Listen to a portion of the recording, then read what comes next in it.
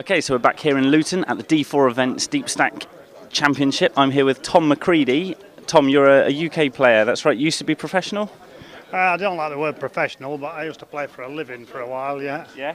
And now you're just sort of part-time player? Stiff, yeah, so yeah, I play weekends and a little bit online. Are you, have you played a D4 Events tournament before, or is this the first one? This is the first one, yeah. Yeah?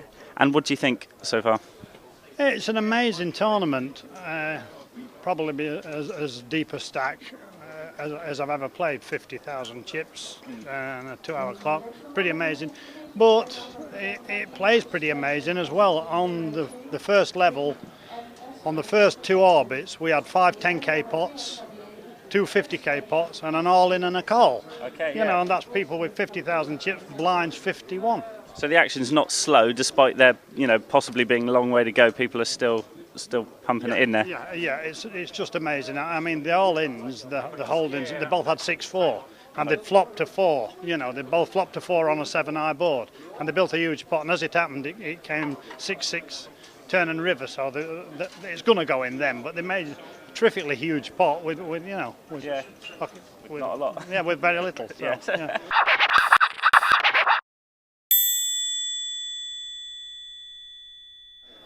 Okay, so we seem to have introduced rules here for acting out of turn that people are unfamiliar with in the English game. I mean, what do you think about that? Actually, I love your acting out of turn rule because it's so frustrating. People think it's fine to just, they look at the cards, put them down and walk away when there's 3 people to act before them, and they do it all the time. The dealers don't pull them up for it. And here, if you act out of turn, you get a 1 orbit penalty. And I mean, although it can be a little bit harsh sometimes if people just do it accidentally, and there could be a little bit more latitude in those circumstances, I think it's a great rule. Because, one man on our table got a 1 orbit penalty.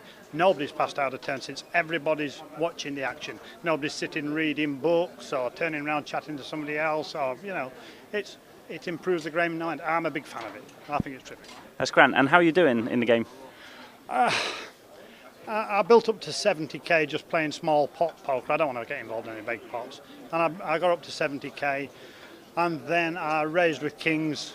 I made it 1,000. Got repopped to 4,000.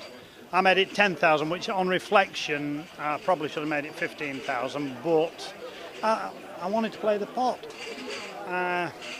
And we saw a flop, and it's come Jack Queen, and I don't like it now. I don't think he's got aces, but I think he's got jacks or queens.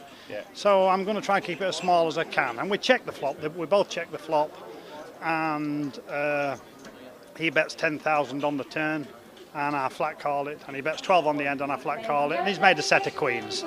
So I'm down to 20k. On the very last hand of this level, I raised with ace jack, and it came ace jack rag, and I got paid off. I doubled up, so I'm back to 40 something. Oh nice, so, okay. Yeah. So you've doubled up on the last hand before the break. So although I'm below average, it's still nosebleed territory for me, so I'm still happy with it. Oh, we'll come over and see how you're doing in a minute. But thanks for talking to us, and hope you do well.